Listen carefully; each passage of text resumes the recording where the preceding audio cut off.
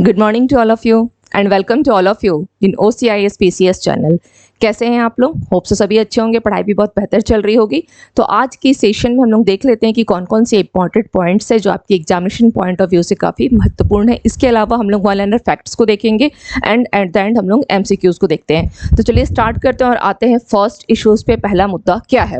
OBC की उपवर्गीकरण की जाँच के लिए रोहिणी आयोग का गठन किया गया है और रोहिणी आयोग की स्थापना कब की गई थी? अक्टूबर 2017। अक्टूबर 2017 रोहिणी आयोग की स्थापना की गई थी। स्थापना रोहिणी आयोग की। इसकी अध्यक्षता किसके द्वारा किया गया है? न्यायमूर्ति जी रोहिणी के द्वारा। जी रोहिणी। और यह आयोग ने अपनी रिपोर्ट किसको सौंपा है? आयोग ने अपनी रिपोर्ट किसको सौंपा है? राष्ट्रपति द्रौपदी मुर्मू। ओके, द्रौपदी मुर्मू। राष्ट्रपति द्रौपदी मुर्मू को क्या किया गया है? रिपोर्ट को सौंपा गया है। ओके, यानी आप यहाँ पे लिख सकते हैं, यहाँ पे ये भी कर सकते हैं, द्रौपदी मुर्मू की जगह आप डायरेक्ट रिपोर्ट को लिखें कि अपनी रिपोर्ट को किसको सौंपता है, तो राष्ट्रपति को सौंपता है, ये आप लिख सकते हैं। राष्ट्रपति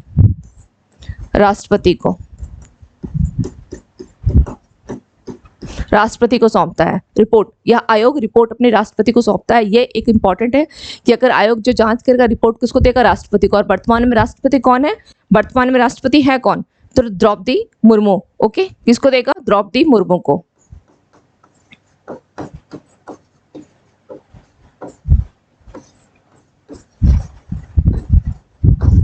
चलिए अब इसके साथ हम लोग देख लेते हैं अन्य पिछड़ा वर्ग के उपवर्गीकरण के मुद्दों के लिए। अब आते हैं हम लोग इसके जो पॉइंट्स है, इसके अंतर्गत क्या क्या दिया गया है। तो अन्य पिछड़ा वर्ग के उपवर्गीकरण के मुद्दों की जांच करने के लिए किसका तहत? आर्टिकल 340 के तहत आयोग का गठन किया गया था। आर्टिकल 340 इंपॉर्टेंट है, ये ध्यान रखिएगा। आर्टिकल 340 के तहत आयोग का गठन किया गया था। एग्जाम में पूछ सकता है OBC को लेकर के। क्या है? अन्य पिछड़ा वर्ग। OBC का मतलब क्या हो गया? अन्य पिछड़ा वर्ग, other backward classes. OBC other backward classes, अन्य पिछड़ा वर्ग। अब इसके अंतर्गत नेक्स्ट पॉइंट क्या है देखते हैं।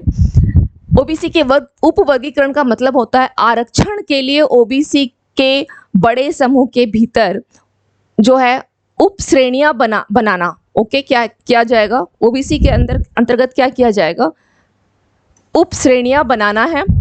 केंद्र सरकार के तहत जो नौकरियां हो या शिक्षा हो, इन सब में OBC को फिलहाल 27% का आरक्षण दिया जा रहा है। OBC आरक्षण कितना है? केंद्र सरकार में 27% है, नौकरियों में हो चाहे वो एजुकेशन में हो। चलिए नेक्स्ट देख लेते हैं क्या दिया गया है। नेक्स्ट इश्यूज क्या है? यूनेस्को ने वेनिस को विरासत खतरे की सूची में जोड़ने की सिफारिश की है।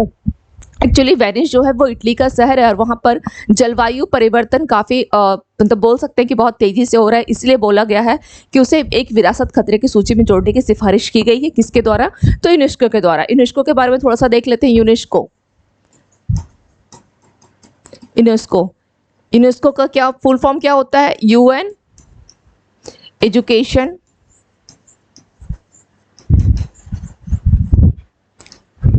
एजुकेशन साइंस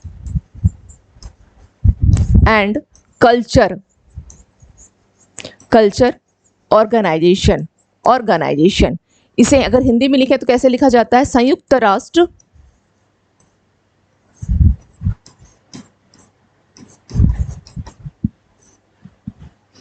शैक्षिक विज्ञान एवं सांस्कृतिक संगठन।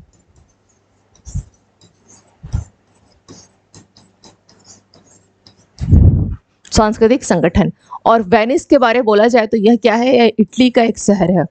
वेनिस क्या है? इटली का एक शहर है। चलिए नेक्स्ट मुद्दा देख लेते हैं क्या है। नेक्स्ट मुद्दा क्या है?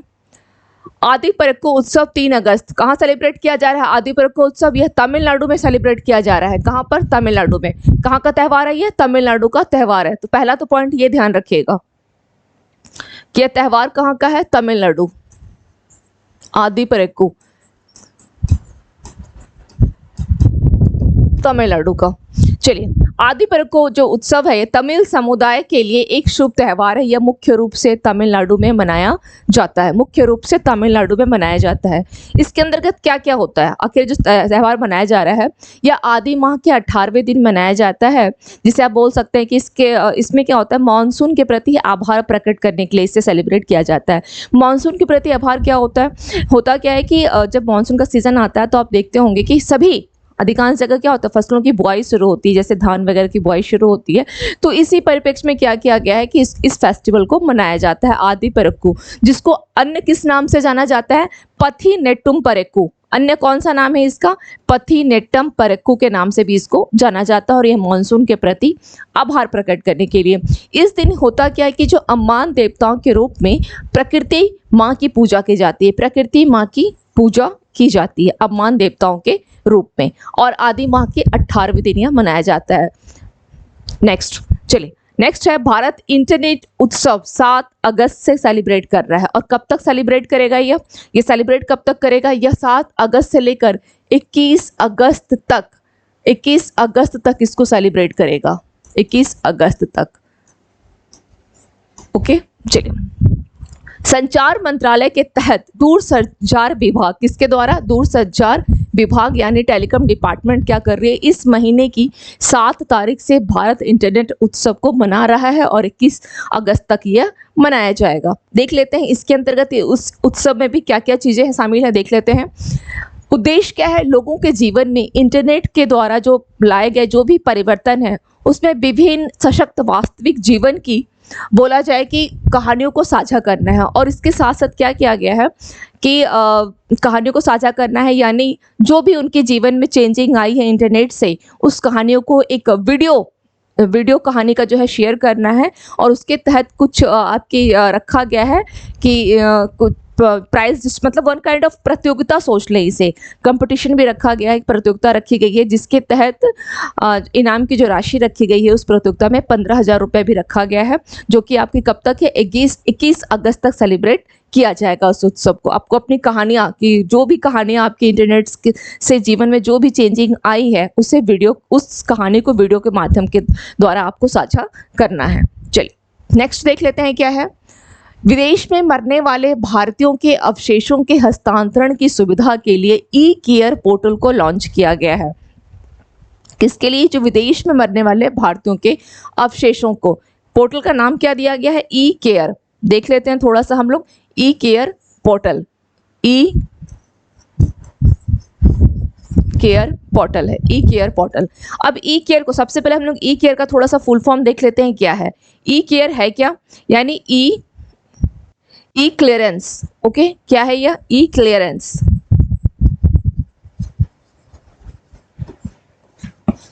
फॉर आफ्टर लाइफ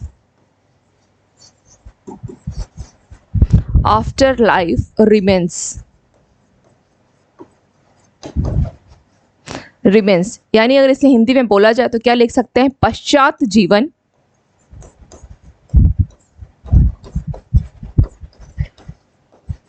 अवशेषों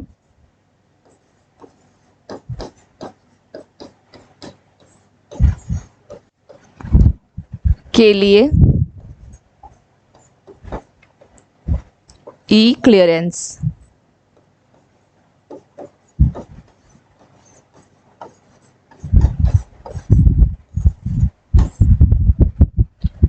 चलिए ठीक है, समझ में आ गया। ई केयर क्या है? E clearance for after life remains या पश्चात जीवन अवशेषों के लिए ई क्लियरेंस। क्लियर? अब देख लेते हैं यह पोर्टल क्या है। विदेशों में भारतीयों के शवों को वापस लाने में क्या होती है? देरी हो जाती है, बहुत सारी प्रक्रियाओं से गुजरना पड़ता है। तो इन सभी प्रक्रियाओं से बचने के लिए और जितना जल्द से जल्द हो जाए इस पोर्टल को शुरू किया गया है। होने वाली देरी से बचने के लिए कौन सा पोर्टल है? ई केयर पोर्टल को लॉन्च किया गया है। अब इसके तहत क्या क्या जो स्टेप्स करने हैं, इसके होगा कि 4 दस्तावेजों की स्कीम की जो प्रति आपको जांच करनी जाएगी। कौन कौन सी प्रति कॉपी होगी, किनको कौन कौन से दस्तावेज आपको देने पड़ेंगे? मृत्यु प्रमाण पत्र 4, कौन कौन से हैं वो? मृत्यु प्रमाण पत्र, शवलेप प्रमाण पत्र, भारतीय दूतावास या वाणिज्य दूतावास से NOC और मृतक का रद्द पासपोर्ट। ये 4 जो आपकी कॉपी जो लगेगी, 4 जो डॉक्यूमेंट्स लगेंगे वो ये 4 ध्यान रखिएगा। इसकी नॉलेज होनी चाहिए, है ना। सपोज कभी कोई हादसा होता है और अगर हम कुछ जान रहे हैं तो कम से कम उसको बता तो सकेंगे। पढ़ने का मतलब ये हुआ कि चलो हमने कुछ, अगर हमें कुछ पता है तो सामने वाले को एटलीस्ट हम बता सके कि हाँ ये डॉक्यूमेंट्स लगते हैं। तो पहले जो प्रक्रिया में टाइम लगता था, अब वो प्रक्रिया के लिए केवल 4 डॉक्यूमेंट्स की आवश्यकता है। मृत्यु प्रमाण पत्र चाहिए, शवलेख प्रमाण पत्र होना चाहिए, भारतीय दूतावास या वाणिज्य दूतावास से लिया गया NOC, okay, non objection certificate. NOC का मतलब क्या होता है? Non objection certificate. और मृतक का रद्द पासपोर्ट। चलिए नेक्स्ट मुद्दा देख लेते हैं क्या है। भारतीय अमेरिकी सोहिनी सिन्हा को एफबीआई का विशेष प्रभारी एजेंट नियुक्त किया गया है। किसका है? एफबीआई का। एफबीआई का मतलब क्या हो गया? एफबीआई, एफबीआई, एफबीआई का मतलब क्या होता है? एफबीआई यानी federal bureau of investigation.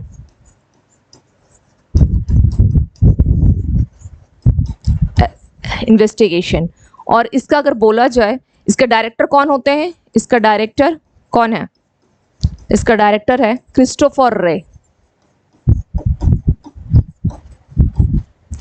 Christopher रे, ओके, क्रिस्टोफर रे इसका डायरेक्टर है। अब बात आती है किसकी है? भारत अमेरिकी सोहिनी सिन्हा, इनको बनाया गया है। ये हो गया भारतीय अमेरिकी फेडरल ब्यूरो इन्वेस्टिगेशन। लेकिन भारत में जो एफबीआई जिसे आप बोल सकते हैं, भारत में एफबीआई किसे कहा जाता है? तो सीबीआई को, सेंट्रल ब्यूरो ऑफ इन्वेस्टिगेशन। ये वर्ड थोड़ा ध्यान रखिएगा। ये तो अमेरिका के लिए तो फेडरल ब्यूरो आ गया, लेकिन अगर भारत की बात की जाए कि भारत का एफबीआई किसे कहा जाता है, तो सीबीआई को, Central Bureau of Investigation. Next चलिए, Subroto Mukherjee sports education society ने ऑल इंडिया फुटबॉल फेडरेशन के साथ एमओयू पर हस्ताक्षर किया है। किसके किसके बीच में हुआ है? सुब्रतो कप हुआ है और इंडिया फुटबॉल के बीच में। यह किस लिए किया गया है? यह समझौता किस लिए किया गया है? जमीनी स्तर पर फुटबॉल को बढ़ावा देने के लिए पहली बार दोनों ने एमओयू पर हस्ताक्षर किए हैं। इसके अलावा Subroto Mukherjee sports education society जो है, यह 1960 से सुब्रतो कप अंतरराष्ट्रीय फुटबॉल टूर्नामेंट का आयोजन कर रहा है। कब से कर रहा है? 1960 से कर रहा है ये।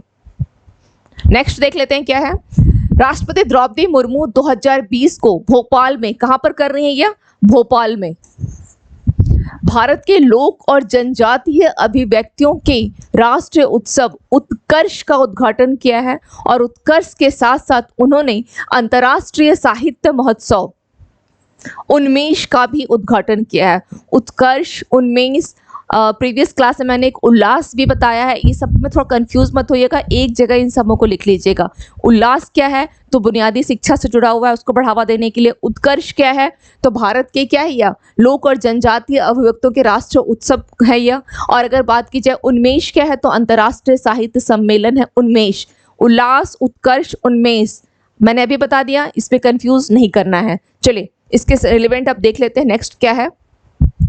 उत्कर्ष उत्सव में क्या किया जा रहा है? देश के 36 राज्य और केंद्र शासित प्रदेश के लगभग कितने? 800 कलाकार इसमें भाग लेंगे। किसमें?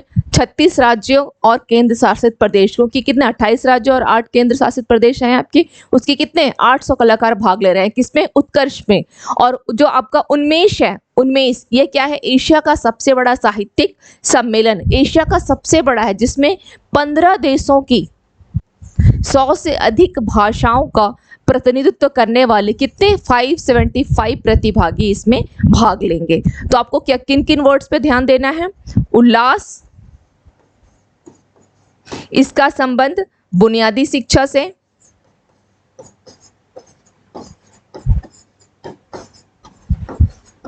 बुनियादी शिक्षा। दूसरा आपका वर्ड आ जाता है उत्कर्ष। ये क्या है? लोक और जनजाति, लोक प्लस जनजाति, जनजाति अभिव्यक्ति। ओके, बस मैं थोड़ा इसको शॉर्ट में लिख दे रही हूं ये वर्ड, ताकि आपको कंफ्यूजन ना हो। और तीसरा है उन्मेष। उन्मेष आपका क्या है? यह साहित्यिक सम्मेलन।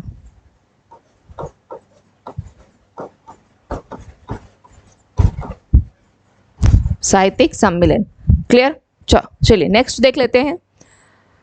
आकाश का पहला रेडियो फ्रीक्वेंसी यानी RF radio frequency Sikar Bharat dynamics limited BDL ने डीआरडीओ को सौंप दिया है। किसका है यह? आकाश का पहला रेडियो फ्रीक्वेंसी सीकर है जो किसको सौंप दिया गया है? बीडीएल भारत डायनेमिक्स लिमिटेड ने डीआरडीओ को। चलिए देख लेते हैं थोड़ा। Radio frequency Sikar RF Sikar किसको सौंपा गया है? डीआरडीओ को। नाम आकाश का है ये। भारत डायनेमिक्स लिमिटेड यानी बीडीएल एक सार्वजनिक क्षेत्र का उपक्रम है। ये क्या है? एक सार्वजनिक क्षेत्र का उपक्रम है। इसकी स्थापना 1970 में हैदराबाद में हुई थी। द फोर्स बिहाइंड पीस इसकी टैगलाइन है, द फोर्स बिहाइंड पीस। और इसके कमांडर कौन है? ए माधव राव। अब डीआरडीओ की अगर बात की जाए तो इसका डीआरडीओ का डायरेक्टर कौन है? डीआरडीओ का डायरेक्टर कौन है? तो इसके यहाँ पे लिख ले डॉक्टर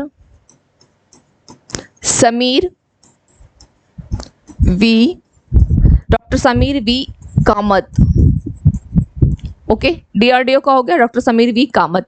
अब बात की जाती है अगर ये रेडियो फ्रीक्वेंसी यानी आरएफ, ये आरएफ सीकर होता क्या है? आरएफ सीकर, ये आरएफ सीकर क्या है? आरएफ सीकर होता क्या है? तो यहाँ पे ध्यान रखिएगा, ये क्या करता है? हाई टेक्नोलॉजी, जो हाई टेक्नोलॉजी है, हाई टेक्नोलॉजी, ओके, इस हाई टेक्नोलॉजी का ये माइक्रोवेव रडार कैसे काम करता है? ये माइक्रोवेव रडार, आरएफ सीकर क्या है? एक हाई टेक्नोलॉजी जो माइक्रोवेव रडार के द्वारा ये काम करता है। यानी क्या बोलता है? माइक्रोवेव रडार यानी सूक्ष्म तरंग रडार के द्वारा इसका यूज किया जाता है। इसको क्या, जो हवाई प्रणाली होती है ना, सोच लीजिए कि उसको नाक पर लगाया जाता है। ठीक है, माइक्रोवेव इसको हवाई प्रणाली की नाक पर लगा होता है ये। क्लियर? नेक्स्ट देख लेते हैं क्या है। आकाश भारत की पहली स्वदेशी रूप से विकसित सतह से हवा में मार करने वाली, किस प्रकार की है यह? सतह से हवा में मार करने वाली एक मिसाइल है। इसे डीआरडीओ द्वारा डिजाइन और विकसित किया गया है। और इसको कब शामिल किया गया था? 2014 में भारतीय वायुसेना में शामिल किया गया था। और वर्तमान में क्या किया गया है? इसका पहला है रेडियो फ्रीक्वेंसी सीकर जो भारत डायनेमिक्स लिमिटेड ने डीआरडीओ को सौंप दिया है। तो किसका है यह भी? आकाश का। नेक्स्ट रिवीजन देख लेते हैं। चेन्नई में क्या किया गया है? चेन्नई की जो जीआई रजिस्ट्री है उसने पूरे भारत में 7 उत्पादों को जीआई टैग दिया है। चेन्नई के पूरे भारत के 7 उत्पादों का, जिसमें राजस्थान के 4 हैं, गोवा के 2 उत्पाद दिए गए हैं और एक आपका यूपी का है, यूपी के एटा जिले का जलेसर। ओके, तो ये 7 उत्पाद को आपको ध्यान रखना है। कुछ बंदेज कढ़ाई हो गई, कुछ पीतल के जो बर्तन के ऊपर वर्क हो गया, कुछ हाथी के जो ऊंट के ऊपर जो मैंने आपको प्रीवियस क्लास में बताया भी था, 7 टैग के बारे में मैंने बता दिया था कि उसके ऊपर भी कुछ जो है वर्क किया गया है। तो इस तरह के 7 उत्पादन को टैग दिया गया है। बुनियादी साक्षरता को बढ़ावा देने के लिए, मैंने अभी आप लोगों को बताया था ना कि बुनियादी साक्षरता को बढ़ावा देने के लिए उल्लास मोबाइल एप्लीकेशन को लॉन्च किया गया है। उल्लास, इसके अलावा भारत का पहला स्वदेशी रूप से विकसित एमआरआई स्कैनर नई दिल्ली के, किसने किया है लॉन्च? नई दिल्ली के केंद्रीय मंत्री कौन है? जितेंद्र सिंह, इनके द्वारा लॉन्च किया गया है। नेक्स्ट देख लेते हैं और क्या है। G20 एम्पावर शिखर सम्मेलन 1 अगस्त 2023 को गांधीनगर में शुरू किया गया। और इसके साथ ही ध्यान रखिएगा कि गांधीनगर में ही पीएम मोदी जी के द्वारा सेमिकॉन इंडिया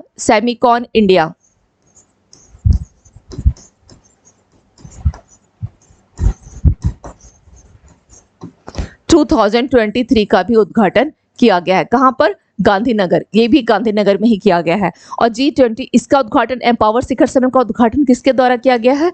स्मृति ईरानी के द्वारा। यूपी के मुख्यमंत्री योगी आदित्यनाथ द्वारा मुख्यमंत्री कमांड सेंटर का उद्घाटन किया गया है। चलिए, इसरो ने श्रीहरिकोटा से सिंगापुर के कितने उपग्रह को लॉन्च किया है? तो 7 उपग्रह। और किस रॉकेट के द्वारा किया गया है, या किस रॉकेट से किया गया है? PSLV C-56 PSLV-C 56 के द्वारा उपग्रह को लॉन्च किया गया है।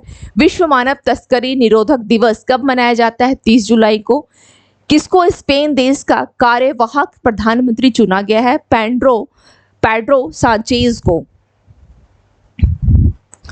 भारत स्विट्जरलैंड देश के साथ क्या स्थापित करने जा रहा है? Innovation platform. महाराष्ट्र राज्य सरकार द्वारा किस उद्योगपति को प्रथम उद्योग रत्न पुरस्कार से सम्मानित किया गया है? रतन टाटा को। ISSF जूनियर चैंपियनशिप 2023 में कौन सा देश शीर्ष पर रहा है? तो ये हो जाएगा आपका चीन। नेक्स्ट देखते हैं क्या है। बाघ गणना के अनुसार सबसे ज्यादा बाघ किस राज्य में है? MP में। उसके बाद कर्नाटका आ जाता है ना। उसके बाद कौन सा होगा? MP के बाद Karnataka, then Uttarakhand and then Maharashtra. MP, Karnataka,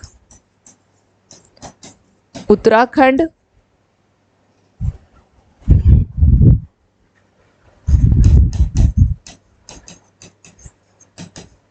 then Maharashtra. चलिए, किस अंतरराष्ट्रीय युवा पर्वतारोही ने तुर्कियों की सबसे ऊंची चोटी माउंट अरारत को फतह किया है? नीतीश सिंह। कौन सा शहर वर्ल्ड सिटीज कल्चर फोरम में शामिल होने वाला भारत का पहला शहर बना है? तो बेंगलुरु को बनाया गया है, बेंगलुरु बना है। और बेंगलुरु में ही 5th क्या किया गया है? बेंगलुरु में 5th जो है आपका बोला जाए तो ये WCC यानी कॉफी कॉन्फ्रेंस हुआ है। कहाँ? बेंगलुरु में किया गया है। हाल ही में किस देश ने ताइवान देश के लिए $345 मिलियन के सैन्य सहायता पैकेज की घोषणा की है? अमेरिका ने किया है। किस राज्य सरकार में बाल श्रमिक विद्या योजना का विस्तार किया जाएगा? यूपी में किया जा रहा है और यूपी के सभी 75 डिस्ट्रिक्ट्स में किया जा रहा है। करीब 5000 बच्चों को इसमें जोड़ने का लक्ष्य है, जिसे वर्तमान में 20 जिले में चल रहा था और 2000 बच्चों को ही जोड़ा गया था। इंग्लैंड के किस क्रिकेटर ने अंतर्राष्ट्रीय क्रिकेट से संन्यास की घोषणा की है? स्टुअर्ट ब्रॉड ने। राष्ट्रीय उत्सव उत्कर्ष और उन्मेष का आयोजन 3 से 5 अगस्त के बीच किस राज्य में किया जाएगा? MP की राजधानी भोपाल में। MP की राजधानी भोपाल में। और अगर बात की जाए कि भोपाल में राज्यपाल कौन है? भोपाल की राज्यपाल कौन है? राज्यपाल यहाँ पर कौन है?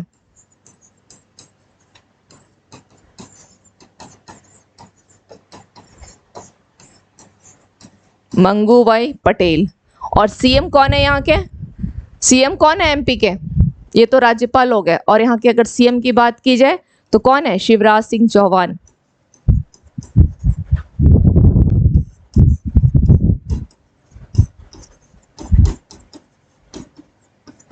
तुम्हर सरकार तुम्हर द्वार योजना किस राज्य से जुड़ी हुई है? छत्तीसगढ़ से।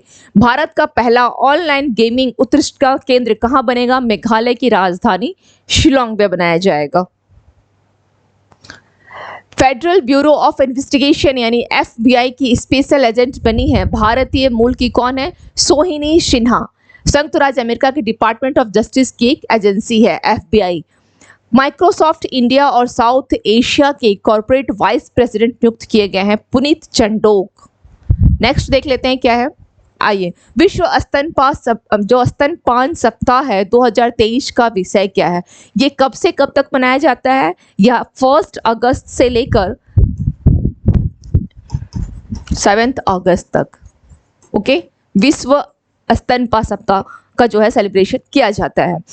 और क्या क्या इसका विषय क्या रहा है? स्तनपान को सक्षम बनाना, कामकाजी माता पिता के लिए बदलाव लाना, स्तनपान के लिए कदम बढ़ाएं, शिक्षित करें और समर्थन करें, स्तनपान की सुरक्षा एक साझा जिम्मेदारी, स्वस्थ ग्रह के लिए स्तनपान का समर्थन करें। तो इसका ऑप्शन क्या हो जाएगा? राइट आंसर है स्तनपान को सक्षम बनाना, कामकाजी माता पिता के लिए बदलाव लाना। नेक्स्ट क्वेश्चन क्या है? रोहिणी आयोग ने राष्ट्रपति को अपनी रिपोर्ट सौंपी। इसका गठन डैश के लिए किया गया था। क्यों किया गया था इसका गठन? OBC के उपवर्गीकरण की जांच करने के लिए, SC के उपवर्गीकरण की जांच के लिए, ST के उपवर्गीकरण की जांच के लिए, अल्पसंख्यकों के उपवर्गीकरण की जांच करने के लिए। किसके लिए किया गया था? OBC के अंतर्गत उपवर्गीकरण की जांच करने के लिए किया गया है। ए इज योर राइट आंसर। और किस आर्टिकल के तहत इसका गठन किया गया था? आर्टिकल 340। इसको ध्यान रखिएगा। स्टुअर्ट ब्रॉड ने अंतर्राष्ट्रीय क्रिकेट से संन्यास की घोषणा की है। वह किस देश के लिए खेलते थे? ऑप्शन दिया गया है ऑस्ट्रेलिया, इंग्लैंड, दक्षिण अफ्रीका, आयरलैंड। तो राइट आंसर क्या हो जाएगा? इंग्लैंड के लिए। राष्ट्रपति द्रौपदी मुर्मू ने 3 अगस्त 2023 को भारत के लोक एवं जनजातीय अभिव्यक्तियों के राष्ट्रीय उत्सव उत्कर्ष का उद्घाटन कहाँ किया? भोपाल, पटना, रांची, चेन्नई। तो कहाँ किया है? भोपाल में। Next question, Bharat dynamics limited BDL ने डैश का पहला रेडियो फ्रिक्वेंसी सीकर DRDO को सौंप दिया है? अग्नि, पृथ्वी, आकाश, नाग। आकाश। नेक्स्ट क्वेश्चन, यूनेस्को ने डैश को विरासत खतरे की सूची में जोड़ने की सिफारिश की है? Paris, London, Dublin, Venice. तो राइट आंसर क्या हो जाएगा? वेनिस। इटली का एक शहर है वेनिस। खान और खनिज विकास और विनियमन संशोधन विधेयक 2023 के बारे में कौन सा स्टेटमेंट सही है, ये पूछा गया है। इसने खान और खनिज अधिनियम 1957 में संशोधन किया, ये बिल्कुल सही है। संशोधन किया। यह विधेयक निजी क्षेत्र को 12 परमाणु खनिजों में से 3 का खनन करने की अनुमति देगा। यहाँ यह स्टेटमेंट रॉन्ग है। क्यों रॉन्ग है? क्योंकि इसमें 3 नहीं है, इस 3 की जगह क्या होगा? 6 होगा। 6 खनन करने की अनुमति देगा, निजी क्षेत्र होगा 6। तो इसका राइट आंसर क्या हो जाएगा? इसका राइट आंसर क्या होगा? केवल 1। फर्स्ट स्टेटमेंट सही है। चलिए, यूपी जल पर्यटन एवं साहसिक खेल नीति 2023 के बारे में कौन सा स्टेटमेंट सही है? यह नीति राज्य सरकार द्वारा अधिसूचित तिथि से 20 वर्षों तक वैध रहेगी। नहीं, यह 20 वर्षों के लिए नहीं है, यह केवल क्या है? 10 वर्षों के लिए है। यह 10 वर्षों के लिए वैध रहेगी, 10 वर्षों के लिए। तो यह स्टेटमेंट रॉन्ग हो गया। राज्य की हेरिटेज इमारतों को PPP मॉडल पर हेरिटेज टूरिज्म यूनिट के रूप में विकसित किया जाएगा, ये स्टेटमेंट बिल्कुल सही है। तो राइट आंसर क्या हो जाएगा? सी। 1 एंड सी नहीं होगा, राइट आंसर आपका बी होगा, केवल 2। नेक्स्ट क्वेश्चन है, आदि पर्को उत्सव 3 अगस्त को मनाया गया। यह मुख्यतः किस राज्य में मनाया जाता है? Kerala, Karnataka, Andhra Pradesh, Tamil Nadu. Right answer Tamil Nadu. Clear now. तो आज की क्लास की हम लोगों ने जितने भी इंपॉर्टेंट पॉइंट्स थे हम लोगों ने देख लिया। कहीं कोई डाउट हो तो आप लोग कमेंट सेक्शन में जरूर कमेंट करके पूछ लें। मिलते हैं फिर टुमारो मॉर्निंग नए इश्यूज के साथ, नए मुद्दों के साथ। Thank you to all of you and have a nice day.